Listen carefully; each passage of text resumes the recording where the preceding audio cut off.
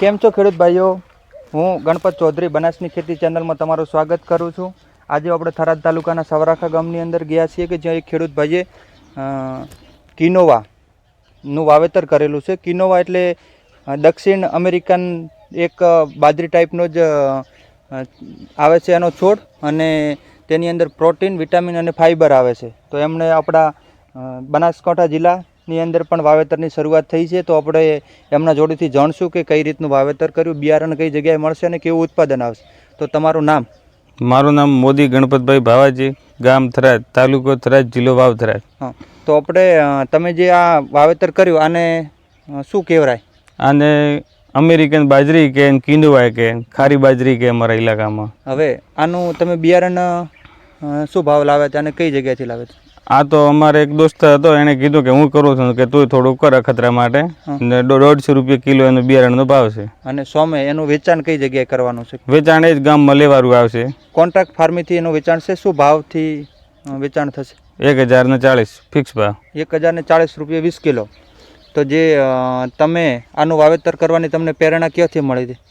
દોસ્ત લોક બેઠા હતા એટલે એમને વાત થઈ ગઈ કે આપણે કે આ સાલ કે નવી કંઈક ખેતી કરવી છે. મેં તો ચલો કરીએ એવી રીતે. આની અંદર ખર્ચો શું હોય છે? ખર્ચો કઈ રીતનું કરવાનો હોય છે? આની અંદર ખર્ચો બિલકુલ યુરિયા ના આપો તો ચાલે, બાસાલી નહીં આપવાની, કોઈ નિંદામણની દવાનો ઉપયોગ નથી કરવાની. નિંદામણ બીજું કોઈ આની અંદર થાય નહીં, ને ઓછા ખર્ચે પાકતી જાત છે. પ્લસ પાણી અને ઓછા આપો તો ચાલે. આપવાના હોય?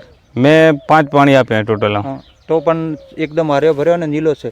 એની હાઈટ તમે જોઈ શકો છો. મારી હાઈટ 6 ફૂટ છે, અમુક મારા કરતાં પણ વધારે છે. હવે આ છોડની હાઈટ 8 ફૂટથી પણ વધારે છે. તો ઉત્પાદન પણ સારું આવશે અને દાણો પણ સારો લીધેલો છે. તો શું લાગે છે કે તમને કઈ રીતનું ઉત્પાદન આવશે? રાયડા અને જે પરંપરાગત ખેતી છે એનાથી વધારે ઉત્પાદન આવશે કે કેવું લાગે છે તમને? આ જમીનની જે મગફળી ઉગીને બળી જતી હતી એવા હું આ જ પ્લોટની અંદર કોઈ બી ધોન છે એવરેજમાં ઓછું નીકળતો. હાલની તારીખમાં દેખાવમાં પણ સારો છે, પણ આપણું ટાર્ગેટ પણ સારું રહેશે આની અંદર. એમણે સારી જમીનની અંદર બટાકા છે, ચણા છે, એમનું જ વાવેતર કર્યું હતું. પણ જે હલકી જમીન હતી કે જ્યાં મગફળીનો ઉતરી જતી હતી, બાજરીની અંદર ઉત્પાદન નહોતું આવતું, ત્યાં એમણે આનું વાવેતર કર્યું છે અને સારું ઉત્પાદન આવશે એવી આશા રાખીએ છીએ. અને દેખાય પણ છે કે સારું ઉત્પાદન આવશે. તો જે સારી જમીન થઈ ગઈ છે તે પણ આનું વાવેતર કરી શકાય છે. અને પરંપરાગત ખેતી કરતો જે રાયડો છે એના કરતાં કેવું વધારે ઉત્પાદન આવશે? રાયડા કરતાં આનું ડબલ ઉત્પાદનમાં અનુભવ છે. હવે રાયડાનું એકંદરે આપણે સરેરાશ દેખતા વીઘે 25,000નું ઉત્પાદન આવે છે. તો આનું 35,000 જેવું ઉત્પાદન આવશે કે જે એક અંદાજ મૂકું છું. તમે કેટલા કિલોનું વાવેતર કર્યું હતું? મેં ટોટલ આ સાલ 2 કિલોનું વાવેતર કર્યું. હા, તો શું લાગે છે તમને કેવું ઉત્પાદન આવશે? બીજા ધોન કરતાં આની અંદર સારું રહેશે એવું.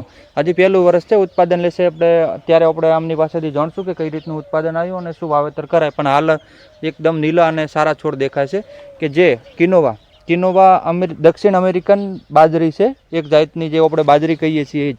આની અંદર પ્રોટીન, આયર્ન અને ફાઇબરની માત્રા વધારે આવે છે. તો અમેરિકન બાજરી છે જેનાથી પ્રોટીન, વિટામિન્સને આ બધું વધારે મળશે. તો અમીર લોકોની બાજરી પણ આને કહેતા હોય છે, અને જેનાથી સ્વાસ્થ્ય માટે સારું છે. અને સરકારશ્રી દ્વારા હમણાં અભિયાન ચલાવવામાં આવે છે. બાજરી છે અને રાગી આવા પાકો છે કે જે ભારતના પરંપરાગત ખોરાકો હતા એ ચલાવો, અને જે એના લીધે શરીરની અંદર સારો એવો ફાયદો થાય છે. અને તેની અંદર જે આ બાજરી છે આનું પણ ઘણા બધા જે છે એના ફાયદા રહેતા હોય છે. આરોગ્યની દ્રષ્ટિએ છે, દવાઓ છે, એની અંદર પણ આ જતું હોય છે. અને એક પ્રકારનો સારો એનો જે છે ખોરાક છે એ પણ છે. તો તમે કિનોવા વિશે કંઈ કહેવા માંગશો કે?